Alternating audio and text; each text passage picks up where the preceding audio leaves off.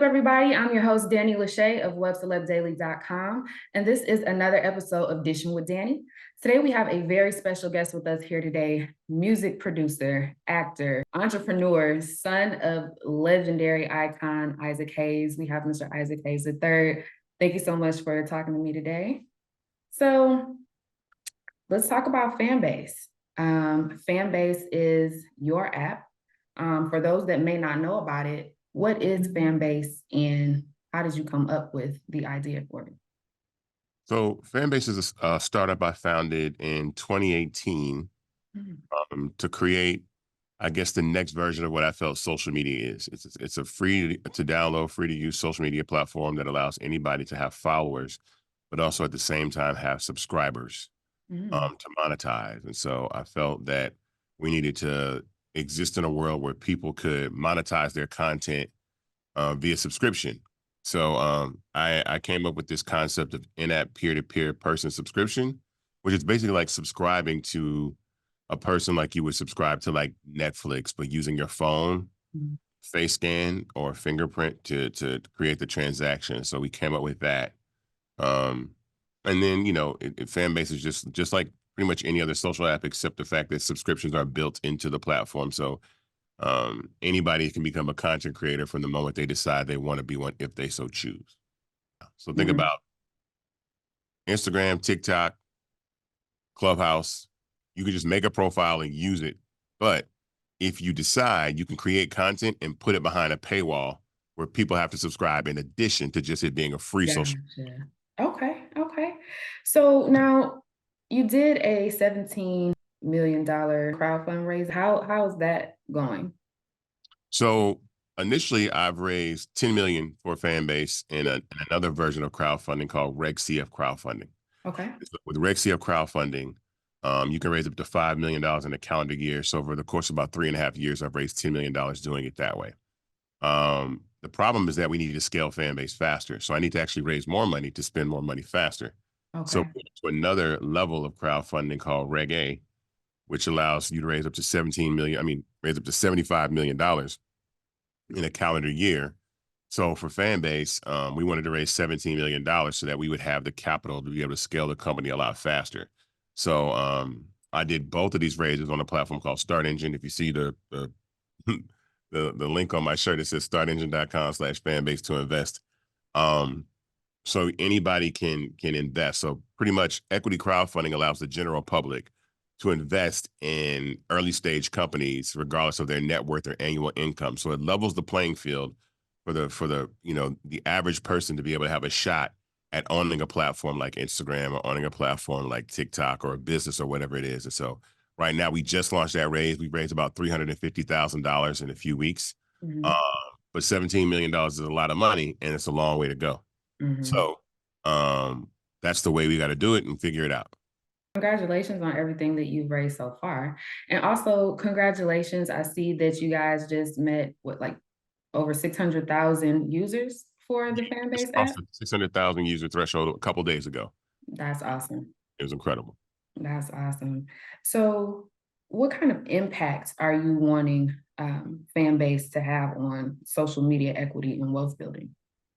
Well, those are almost like three separate impacts, right? I want to be disruptive, right? So I really want to disrupt the social media space because I feel like so many of these companies are built on advertising that actually limit your ability to be able to be seen by people because they can't let you be seen and make money simultaneously. So I wanted to create a new world where engagement is really more important than following. I actually think following is dead. I actually think following is something that it'll be secondary to visibility, right? It'll be secondary to visibility. And so I wanted to create a place where people can build a business just off the content that they create. They can decide, okay, I'm a content creator. I want to build a business. I'm excited. This is what I want to do, even if I've never thought about being a content creator. So that really disrupts everything because there's so much money in subscriptions that I don't think it's a multi-trillion-dollar industry that I don't think people have really tapped into yet. The fact that, these artists with, hundreds of millions of followers on social media could just take small fractions, 1%, 3%, 5% of that following and make $70 million a year, $200 million a year, sometimes even $1 billion a year, just off that small subset of really super fans, or what we call their fan base, and make money. So I want to disrupt it in that way.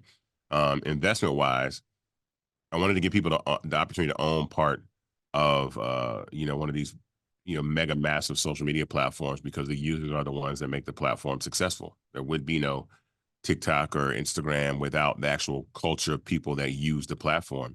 So who better than to give an opportunity to own part of the platform than the users themselves? So it's really a community-led effort. And then with wealth building, especially in the Black community, I think we overwhelmingly contribute to the success of these platforms, but don't often see the financial rewards that come with it. So we create the trends, we create the dances, we create all the culture around it, but then that money leaves and winds up going to other creators or the platforms themselves. And I want to make sure that it's more equitable, being that this company is Black founded, but not Black only. But at least they know that someone that knows how important the culture is to the technology gives it that level balance. And that, Mhm. are you facing any challenges as far as you're rolling out different things, as far as them trying to basically like copy you? If like a Facebook or an Instagram, they have a little bit more funding as far as being able to go right away. A little bit more funding. You know what I mean? As far as being able, like, you give a lot of game on Instagram. So I highly doubt that Mark and everybody else, they're not seeing what you post. They are. They're gonna take some of that information. So like, how are you pivoting those obstacles of putting that information out and them possibly stealing your ideas? So primarily, I don't look at myself, I don't look at them as competition, because I feel like there's a natural order and a life cycle to social media platforms. Okay. I feel like there's no amount of innovation that Facebook can do to capture kids, right? And kids are always going to be the future of social media. Right. So I think, even though Facebook will continue to be a massively relevant and powerful platform globally, it will be irrelevant to the generation of young people that want to build their own communities and want to, create their own lives, as well as Instagram and even TikTok. So I look at myself as a successor platform. Mhm. So 20 years from now, Fanbase will be the old guy, right? And there'll be another platform like Fanbase. My dad's on Fanbase. I'm not going anywhere near that. Like, there's Yeah. no innovation that Facebook and these platforms can do to capture kids, because kids are always going to want to be where their parents are not. There's a Mhm. psychology to that. As far as the ideas, I don't really worry about that as much, as because what I realize is that they really get our ideas from the youth and the culture.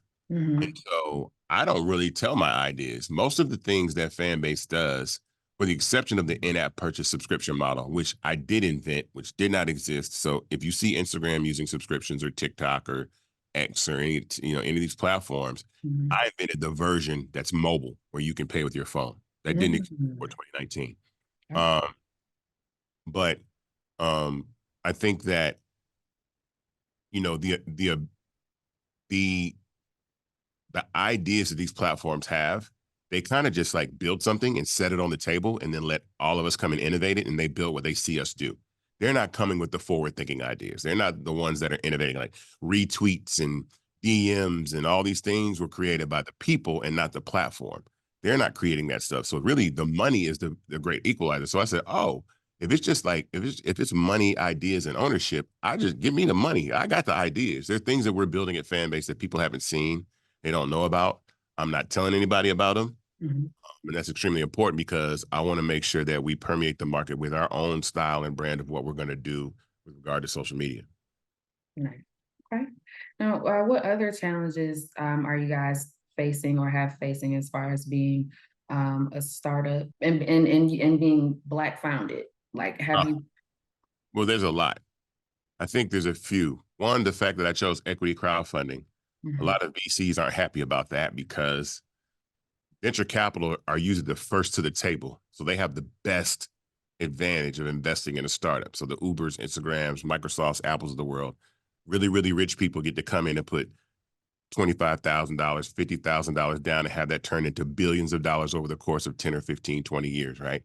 With equity crowdfunding, I'm giving that same opportunity to the general public on a lower level because it's not required to put in $25,000 or $50,000. You can actually invest in Fanbase for the minimum of $399 to actually own stock. So equity in the company before it goes public, before pre-IPO, before acquisition.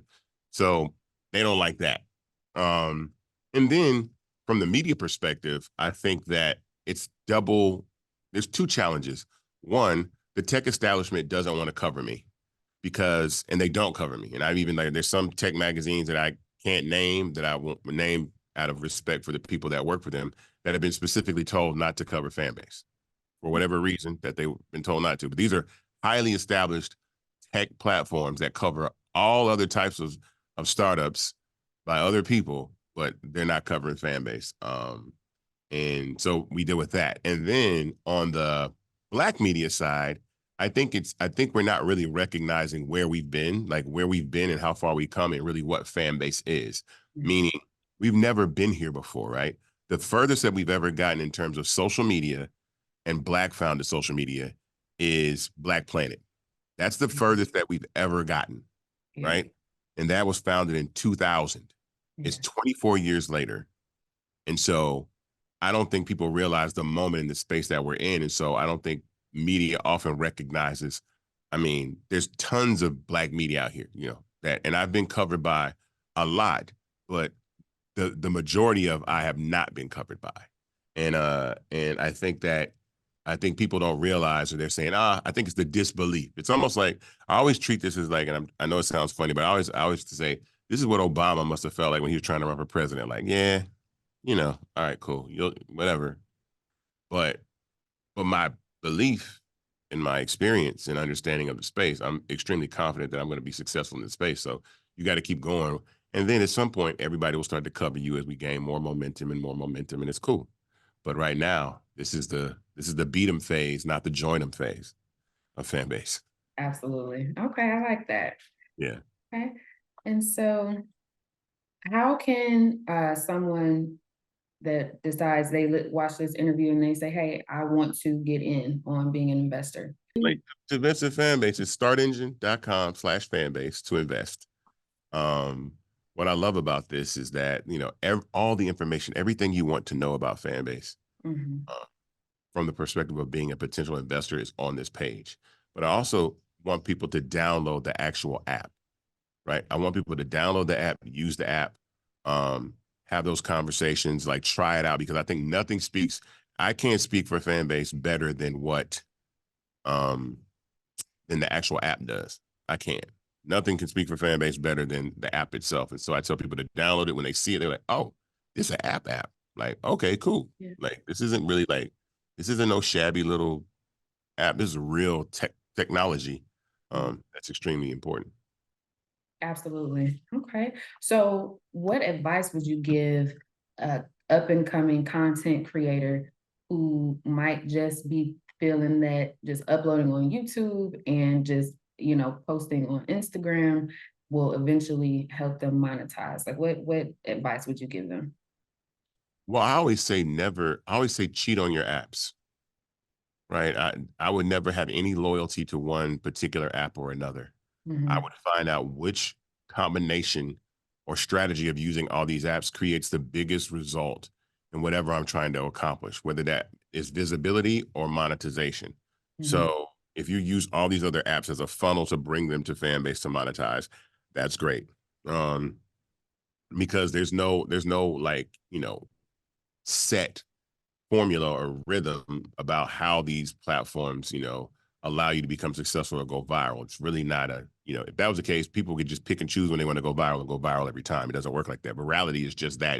It's so random. And so I would tell, people to use every social media platform, even the new ones that come out, the ones that come out after Fanbase. Like, try every app, because you never know where you're going to find your lane, what's going to be the most successful platform for you to use, and really find the rhythm and cadence that works for you. We're all different. We're all unique. We all post different things and have different interests. And so you can never just, say one sole app has all of these things that's going to make it work for you as a creator. Absolutely. So let me pick your brain a little bit.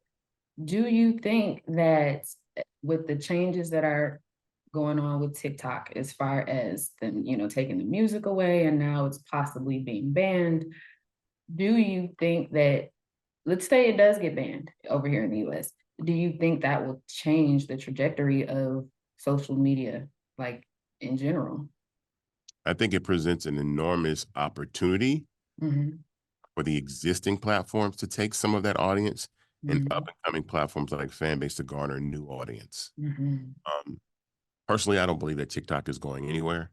Um, I think it's too much money. I think it's such a valuable platform. Hmm. I think that they might successfully divest it from Chinese ownership to American ownership, but I don't think they would pull it down because even if you were trying to divest that company, why would I purchase something that you're damaging by taking away as an asset? If that's the case, I'm not going to buy something that you intentionally decrease the value of by banning it.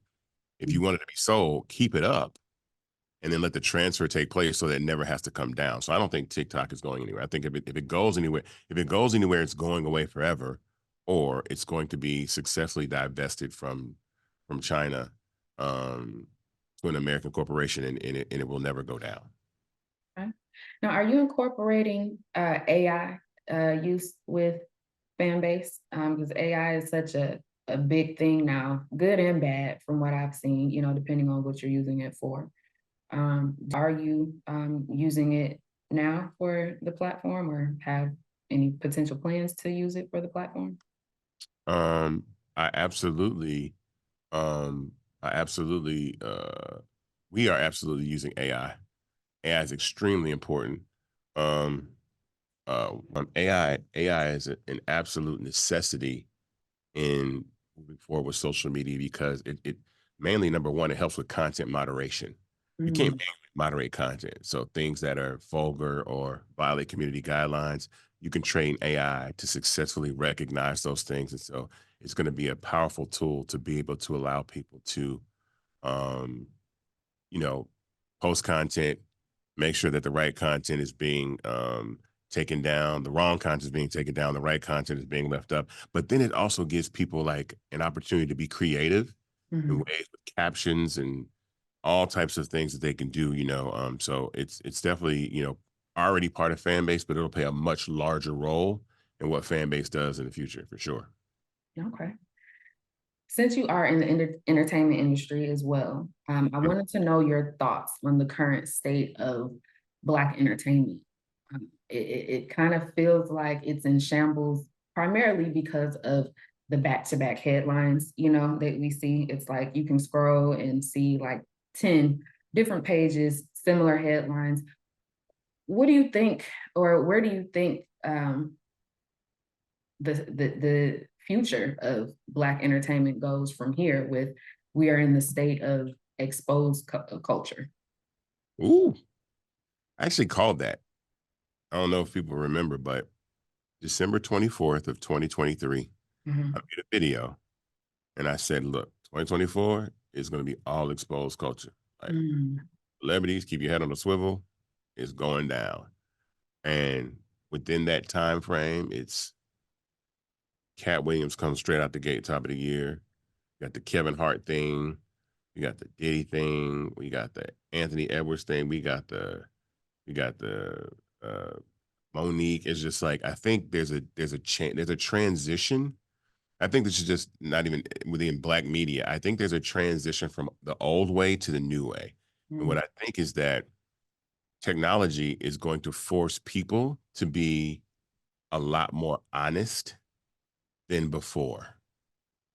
In the 50 or so years before, the advent of the internet, it was just print, radio, and television. You could bury a story.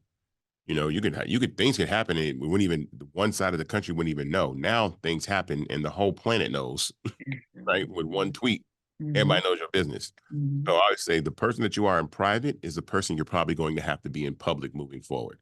It's not mm, going to be a real way to hide that. And I think we're seeing the transition from people that probably lived those lives that may have done things and kept those things under wraps and hidden and not really been caught up or exposed for what they were doing. And mm, now people are making that the norm. Like even younger people operate in that. Like people kids screen record everything. They FaceTime, they're taking screenshots of DMs, they go live. It's like whatever you do is out there Mhm.